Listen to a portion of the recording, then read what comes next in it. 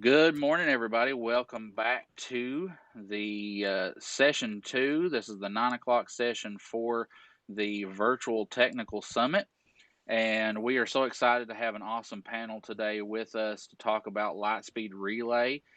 We are super excited to be getting this across the state of Kentucky, and we know that there's a lot of great things that we need to get ready for and a lot of great things that we need to get ready to take advantage of for our teachers and students. So we have a great panel of Kentucky experts from local districts, and we will we are ready to jump in, and I'm going to turn it over to them. They're going to give us a quick introduction here in just a second of themselves and jump into the presentation.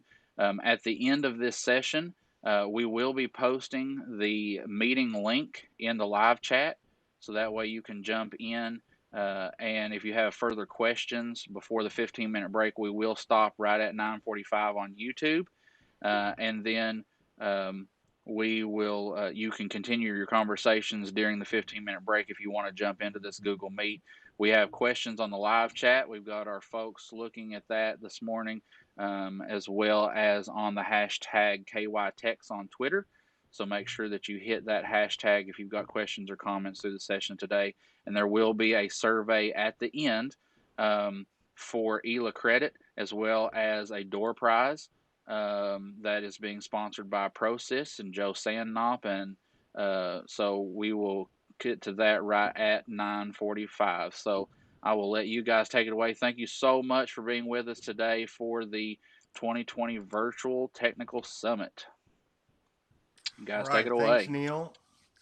Thank you so much for that introduction, and it's a good session to kick off this virtual conference. My name's Sean Jackson, and for the past 5 years, I've been a computer science teacher in Mason County Schools at Mason County High School. For 2 years, I worked as the co-chief information officer for that school district. And most recently, I have now transitioned, or I'm still in the process of transitioning into a new role with the Kentucky Department of Education as the K12 computer science lead and CS IT Academy program manager for industry certifications.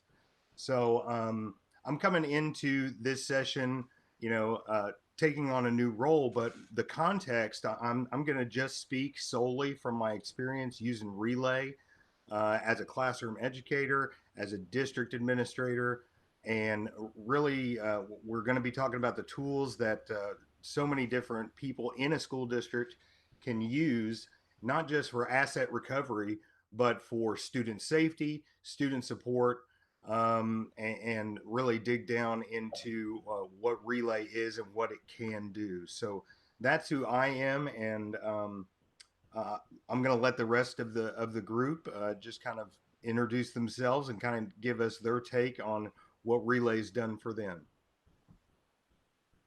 Hi, I'm Mary Fackerpour, and I've been at Fayette County for 20 years and gone through about 6 different web filters, and we're now using Relay, have been for about a year, and have seen a lot of transitioning from different kinds of ways of filtering, and pretty excited that the KD is going to be providing this for all the districts and getting us all on the same page and allowing us to have this filter that works really well for the world we're in now, actually.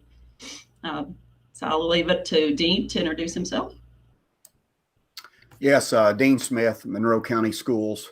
We have actually been using Relay for several years now. We actually have used the product before Relay, pre-Relay. I can't even remember what it was called.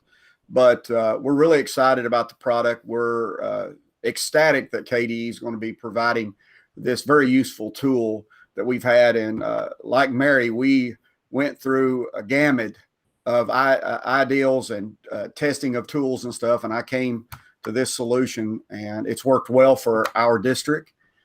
It's gotten better over time, and I'm excited to see what Lightspeed does with it in the future and what it's going to do and the fact that we're all going to be on the same tool is just really going to provide solutions like we've got now, where we can all talk together now and come up with even better ways to use the tool for our particular environments. Yeah, and that's really good because we only get better in Kentucky because we collaborate so much. We have so many different systems in place, and we have great collaboration with industry partners. And we have here today Rob and Dennis from Lightspeed, and they're just going to kind of take us into um, a install and config after they introduce themselves, of course, the install and config, how the agent works, what it looks like, and you should be able to see that on your screen as far as kind of like the home page. But Rob and Dennis, I'm going to turn it over to you for a few minutes. Thank you. Yeah. My name is Rob McCartney, and I'm a senior systems engineer with Lightspeed Systems. I've been with Lightspeed for about a year and a half. Prior to that, I was actually a director of technology for a school district in Iowa, where I actually implemented Relay within that district and used the product. And this is Dennis Delaney. I'm the regional sales manager for Lightspeed covering the state of Kentucky. We're excited to present today and show everyone the features and functionality of Relay that they may not have seen. We're also super appreciative of the 5+ year partnership we've had with all of you in Kentucky, and we look forward to continuing that relationship moving forward over the next few years.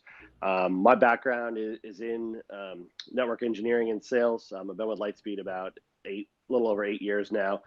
Previously managed the K12 network for the state of Delaware, so very familiar with the pain points you all have when it comes to filtering and protecting your students, and also providing them access to good content.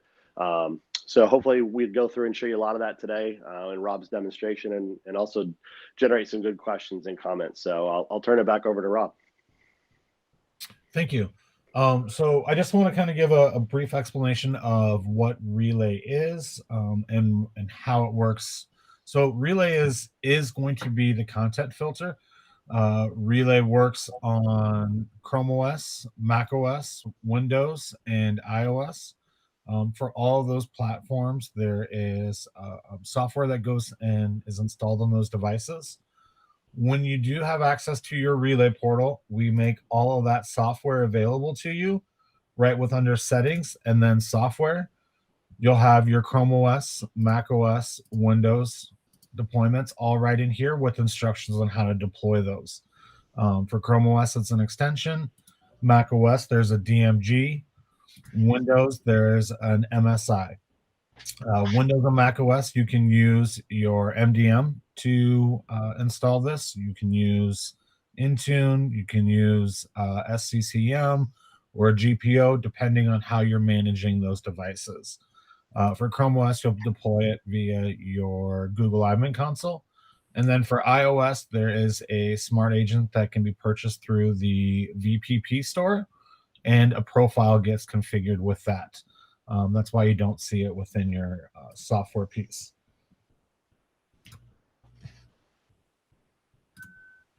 We also do have available for KDE, we have Relay Rockets. That gives coverage to DNS filtering for those devices that do not have a smart agent. For the immediate, we'll be using hybrid situations, though, where your rockets will remain in place and filter those devices that do not have a smart agent on it, while we look to deploy the Relay rockets. So we will make those rockets what we call relay aware, so that we're freeing up those resources on that hardware, and you should see improved performance then through your district as we move the district-owned devices to cloud-based filtering. All right, Rob, could you get into just real quick before we move on to another topic, the admin roles and what districts can do about delegation of those different roles, so they can, we need to be granular and really structured about who has access to what. We never want to, and it's just good practice not to have just one guy or gal in every district that knows everything about Relay. So could you just I see you have it up now. Just give us a Yeah. little overview of that. No problem. So we do want to allow the districts to be able to make decisions on who can get to what information, or alter what policies are within Relay. And we call that admin roles. So you can come into settings and admin roles and create the role that you would like. So if I wanted somebody to only get access to reporting, I can call the role reporting. I can come in and say, okay, I'm going to give them access to the dashboard and reports. Maybe I don't want them to be able to share any of those reports, or I don't want them to be able to see any location data on those Chromebooks. I can change those policies here. You could even give someone access to your internet policies, but only be allowed to view those, versus actually being able to modify. So you can create that policy, and then once that policy is created, we can go to the OU or group structure that we want to give those users authorization to. So if I were to actually just jump to groups, I can pick any OU structure that I want. So if I wanted to give a high school building principal access to just their students, I could come in here where I see admin role. I could go ahead and hit the plus and then search for the person that I want to add to that admin role. I relay search for them. And then I could go ahead and put a check and select what role I want to give that person and add them to it. Now, when they log into the Relay portal, they would only be able to see those users that reside underneath the high school OU. Hey, Rob. Oh, sorry. This is Greta, and I'm manning the chat, and we have a question. Okay. If we currently have the Rocket agents deployed to Chromebooks, will we remove those agents once the Relay agent is in place? Yes. Yep. We will be removing those Rocket agents.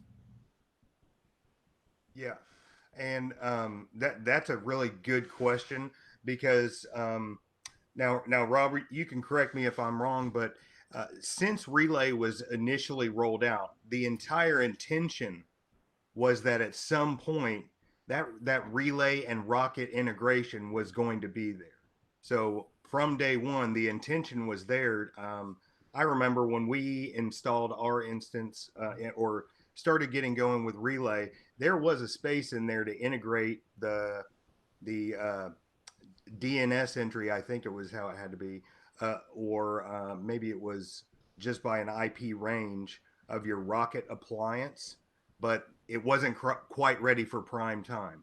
So Relay was built with the intent that it's now going to be your sole source for all filtering, correct? That's very correct. Yes. Yeah. Okay. Culture. And so that's why I really like this structure. And you get it, you're taking us really naturally into our next segment about the OU structure and how you get user accounts into Relay. The way we did it in Mason County was, just a natural and a very easy import of accounts was through Google. And so since we authenticate through Google, we just pulled those OUs in, and since our Google OU structure was already exactly like our Active Directory structure, it's just a natural fit. So we haven't had experience with doing the direct integration from Active Directory, but it does a nightly sync of this instance and all of our users from Google. And if people watching out there haven't heard about the appliance that KEDC has put out there that takes your accounts that are added into Infinite Campus. Let's say you get a lot of new students throughout the school year. There's an appliance that they put out that as soon as the student enters an active schedule in Infinite Campus, this box will then take it and create their account in Active Directory, and then your automated syncs to Google take over. So I would definitely look into that, because our process in Mason County was put them in Infinite Campus, and then the rest of the accounts are taken care of by 24 hours later. So this is just a natural integration to a lot of the workflows that many districts already have in the state of Kentucky.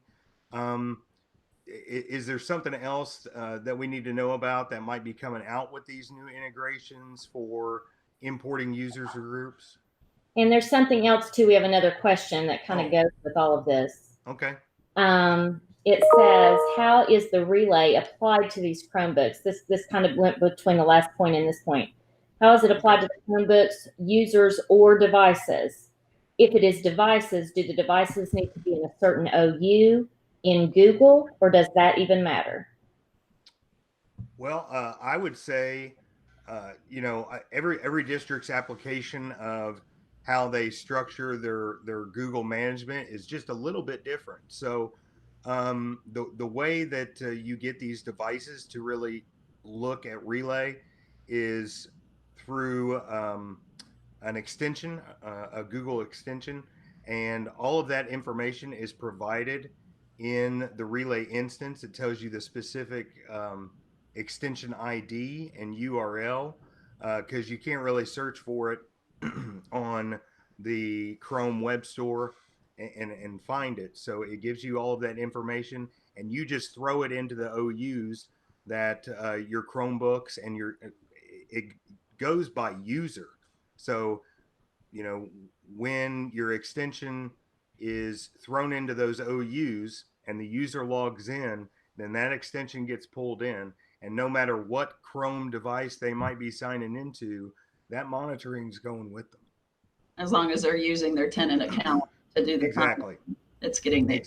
Exactly. Is there something I'm missing on that, Rob?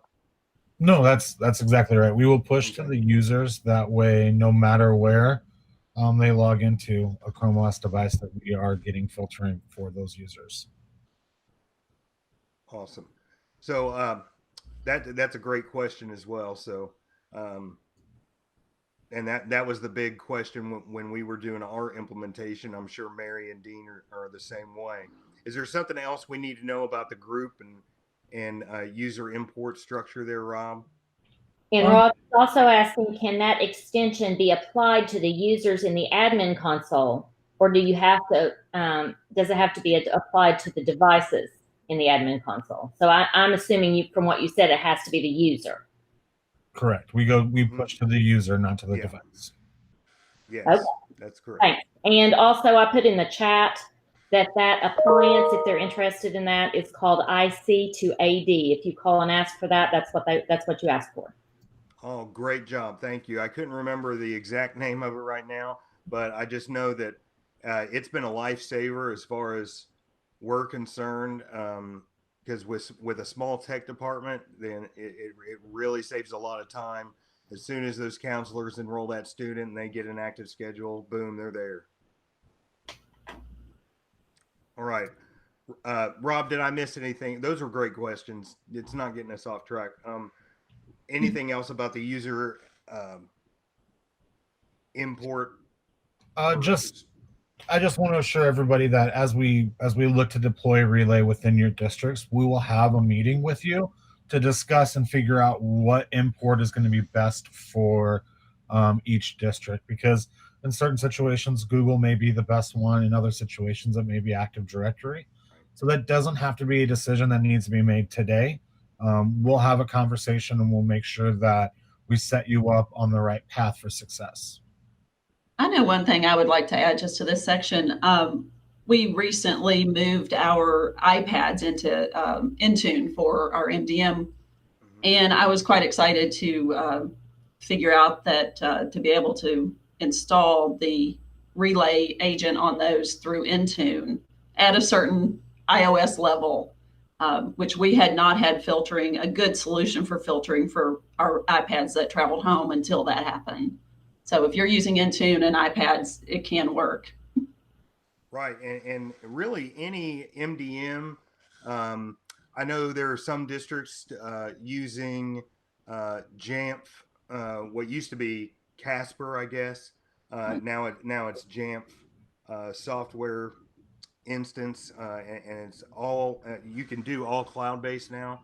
So it's just as simple as putting it in the policy and then sending it out to devices. And Mary, you can correct me if I'm wrong. I believe the InTune structure is exactly the same. You just create the policy for those users?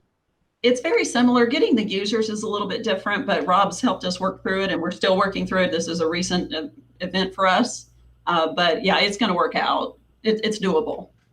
And see, I think the whole conversation about Relay that people need to keep in mind is that it's kind of where you can take all the different things that you're doing with devices. Let's just think about the devices in your district, and it kind of brings everything together and says, yes, those devices and those users that are using those devices are going to be secure when they're using those. And so I think it gives us a little more peace of mind as far as security and filtering is going. And I think it's just a great way to, bring the band back together when we come to filtering. And so Dean, I think you're going to really take us into these use of custom categories and allow block lists. Yeah. This is one of the exciting parts about Relay that really allows you to get granular at each school, and literally it's just a toggle button. Take, for example, we all know that our high school, our middle schools, and our elementary schools all need access to different websites that, for example, the elementary school would not need access to the same websites as the high school. And what you would do is you would go like Rob showing there, and you could add a category called high school, allow. And then just imagine you'd also have one called elementary school, and you'd also have one middle school, and you could break that down if you wanted to a specific elementary school because of the difference. And what would happen is if you'll go up at the top left up there, Rob, and you'll pick another OU or something other than the home, then at that point, all you would need to do is go in and actually select another, say in this instance, this location. And you'll notice that now, once he does that, you'll notice on the custom list that is there. And all you have to do is then just toggle that on and toggle that off for that particular facility. And boy, you talking about making things ease of use is that right there. And another thing that this is real helpful on is like online testing categories. So if you want them to have access or don't have access throughout the year, another example would be, and there's multiple ways you can do this in Relay, but one example that comes to mind, if you had an anatomy class that needed a particular website that quite possibly the rest of the district might view it as inappropriate or something for the content, but they need it. Well, all you have to do is toggle that on and off for that particular class at a particular time of the year. And of course, I don't want to say, hey, there's not other ways of doing that, but that's just an example. Allow and block list. Is there anything, Rob, I need to add to that? I think that covers that. Yeah. The allow and block list, you all, is real simple. As you can tell on the left-hand side of the screen, you've got the custom allow. That's just like you see it in any other software. The good thing about this is, like most softwares, you can use what I called wildcards, where basically you can use asterisks to block entire domains or allow entire domains, the same way with the block. Now, if you go into keywords, it's the same thing. Keywords, you can go in there and you can block particular keywords, as Rob has brought up there. Real simple, real straightforward. You all are all familiar with this. The custom categories is the part that I really like and we use quite often. And it just really simplifies things as far as the topic, Sean, we just went through. I know for me, a follow-up on the custom categories, I like the allowed, but I really like the blocked. So if everybody but an elementary student can get the site, I can use the block just for them, and everybody else gets it. So I use that quite a bit. And then Rob recently informed me I was using my allow list a little too liberally, and I wasn't taking advantage of being able to maybe track some things that I wanted to allow, but also see how active the access to it was, and that I should use more custom categories. Or was that Rob? Correct me if I'm speaking incorrectly. Yeah. And then I would be able to see those on my dashboard as a method of maybe keeping track of how much purchased curriculum stuff was in use on just the dashboard. Right. And so what Mary is referring to is when we create these custom categories underneath the default rules, just like the rest of these categories, we'll label it as mature or as in education. When you go to your default reporting for Relay and the report loads, we'll see these tiles come across. These tiles are directly correspond to those categories. So as you create a custom category, if that category becomes a top usage, you'll actually see this tile come across and give you a percentage of how often that data or those particular sites are being used within your district. So you can get leverage some pretty cool information to help make the district's decisions on things just by using your custom categories. Okay, we've got a couple questions. Can I break in? Yes. Oh yeah. First, Jimmy Pack wants to know, can the keywords allow block lists be different for each OU or user group?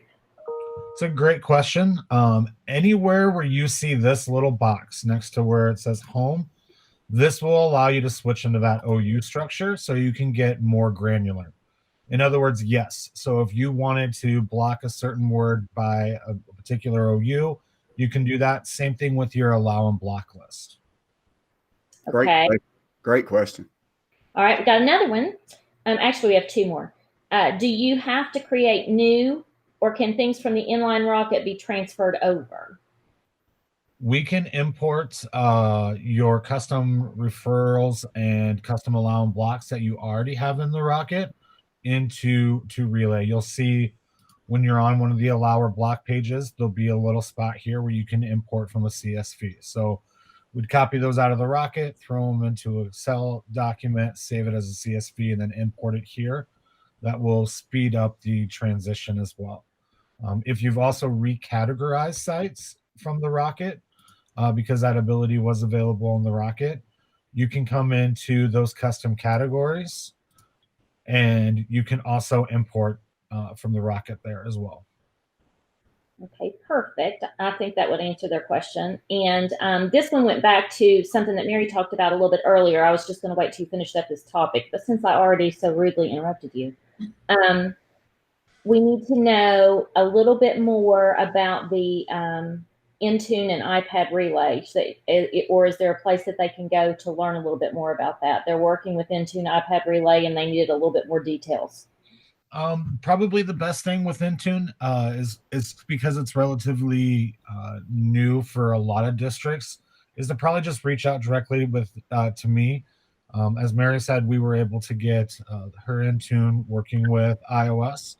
I can help build a custom configuration for your district so that you can push that with the VPP purchase to get those filtering. I will say if you have older iPads or older OSs on your iPads, you're going to want to know which ones can run it and which ones can't. I think it's 11.2 and higher maybe has to be for the Relay Smart Agent. That's correct. 11.2 or higher.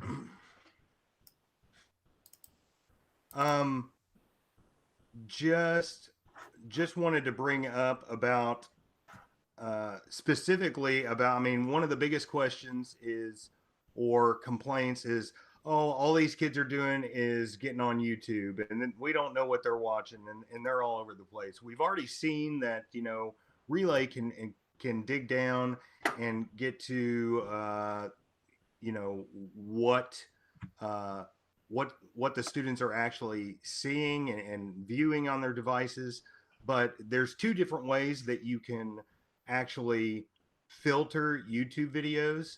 One of them is called Smart Play. That's already pre-built in. Tell us about Smart Play real quick there, Rob. Yeah, Smart Play is our filtering, which is based of artificial intelligence, going through and then only allowing educational videos. So a lot of you are probably using restricted mode currently, and you'll know when you're using restricted mode, while students can get to those educational videos, they can also get to things like song lyrics or music videos. Turning on Smart Play would allow us to remove those videos that we would not deem as education, really limiting and putting YouTube in a state for educational purposes only. Well, and one of the exciting things about Smart Play that I think we all need to pay attention to is you can do it based on your OU structure. So if you need to do a more forced Google only blue bar approval for your elementary, you can, and leave Smart Play, or vice versa, do Smart Play for elementary and leave the Google blue bar for the high and middle. It's very variable since we can be so fine grained. Exactly. And really you can pick and choose between grade level and what knowledge the teacher has about, being able to use that blue bar. I think that's one of the most common things that I heard from teachers is, hey, this YouTube video is blocked. And I would have to say, well, you can allow that if you need it for class. And, it was just reminding them the process of doing that over and over and over again. So, Relay makes it easy for each district to customize the instance for what they need and what they are able to facilitate as far as training and support to their teachers and staff. But while we were talking about this presentation and kind of collaborating, while we wanted to emphasize some of these approaches to filtering, there is no replacement, and I think everybody will tell you that, no replacement for just good old classroom monitoring.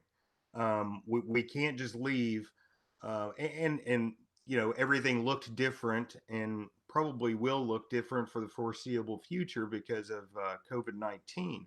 But if students are physically in the classroom, it's our responsibility as classroom teachers to just be aware of what we're sending to students and what we're allowing them to have, and no, it's not an easy task. And so anything that helps us, anything that serves a purpose in our classroom, that's what we want to do for our kids, and that's why we think Relay is a great fit for that. Yeah. So something that's kind of newer. Did somebody have something to add there? Yeah, Sean. Yeah, I'm sorry. Of course, I used the product before the Smart Play technology, and then I used the force restricted mode, and it's a major improvement. Their thing, because I've always been a proponent of YouTube. I've always been a proponent of that's from what I understand, the second largest search place in the world other than Google itself. So I've always been a proponent of YouTube as long as we have the bandwidth that enables us to do it.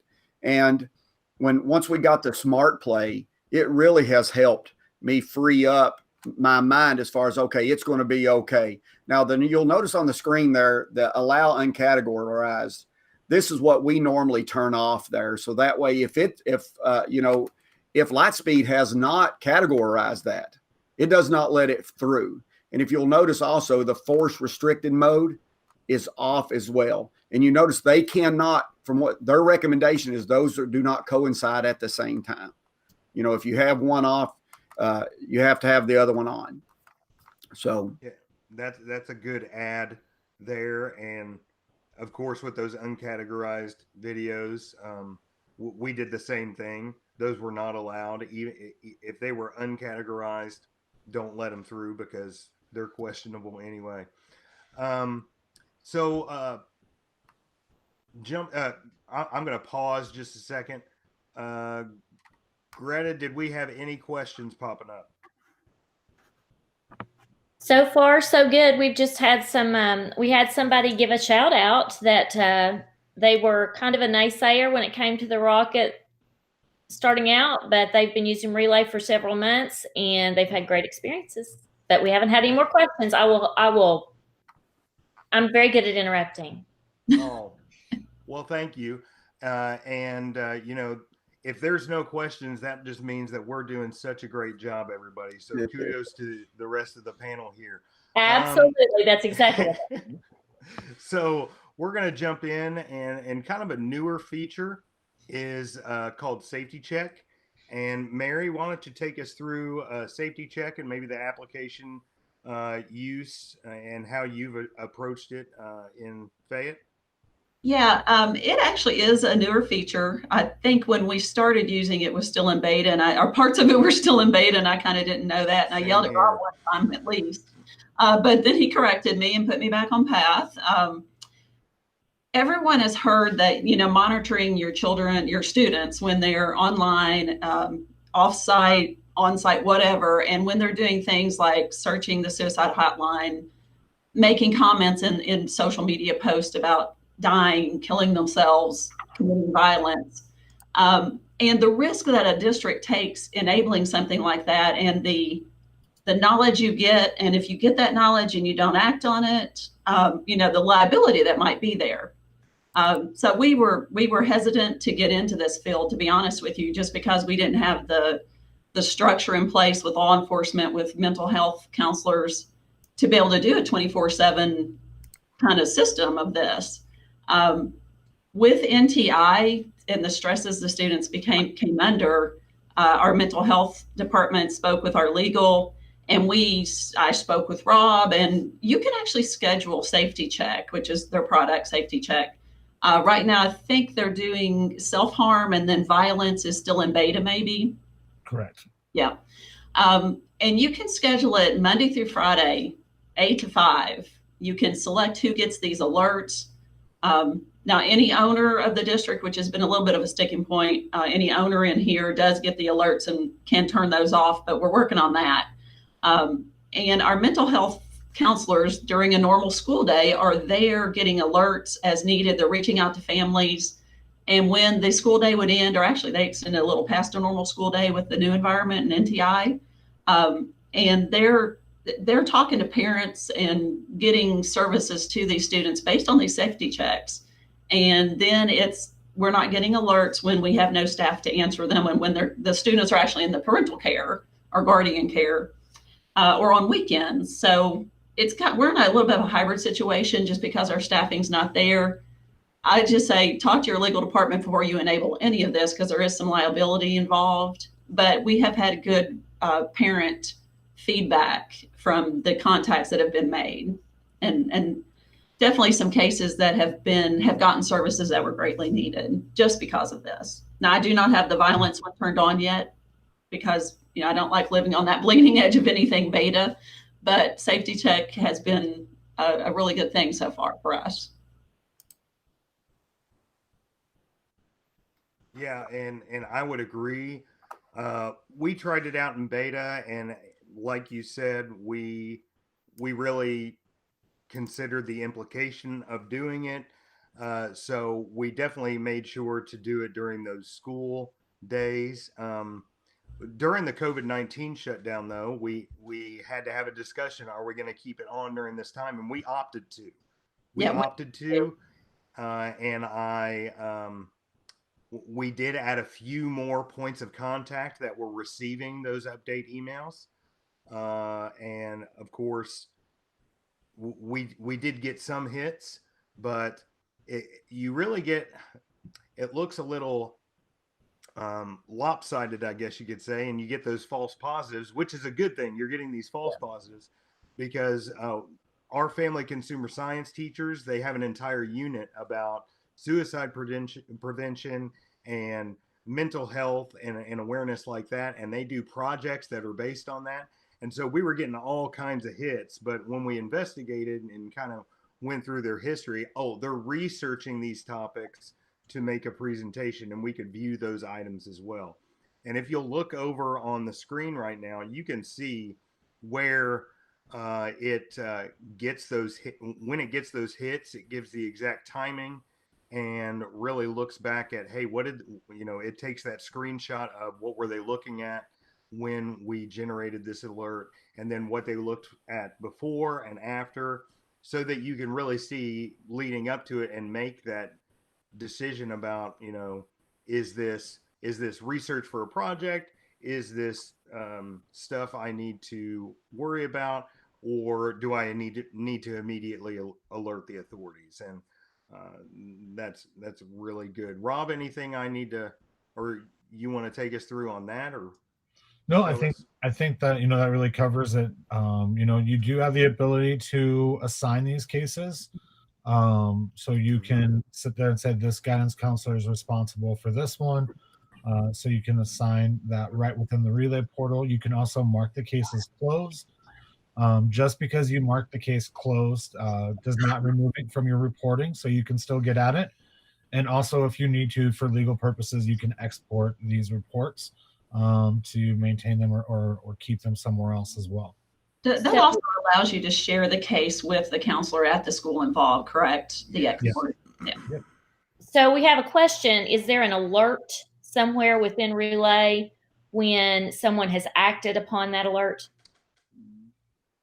An alert when somebody has viewed the case? Well, when somebody's taken action on it, does it tell everybody that got the it would not alert everybody. So like if you came in and assigned this to somebody, it would not alert everybody that the case has been assigned to somebody, but they would see it removed from a open case to an assigned case. So that you could tell from a glance that case is being dealt with. So you can watch it move to the assigned and you can watch it being moved to closed, and it's just like a number, so you can watch it.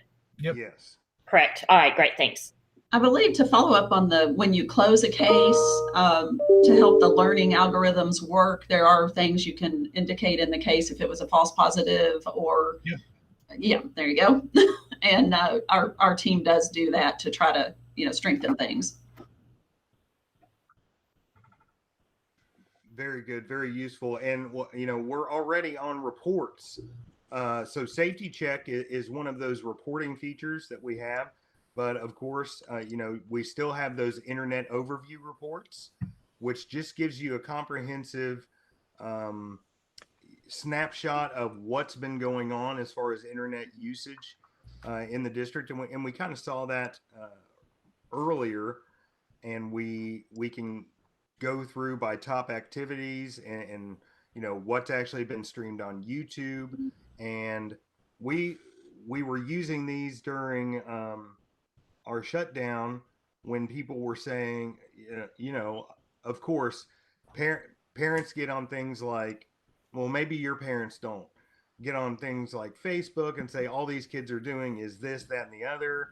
And so, of course, the superintendent and board members want to know what are they doing. And, statistically, our kids were, on those education categories pretty much 50% or more of the time. And I think that's a win, because they're not in school. They're at home trying to work remotely.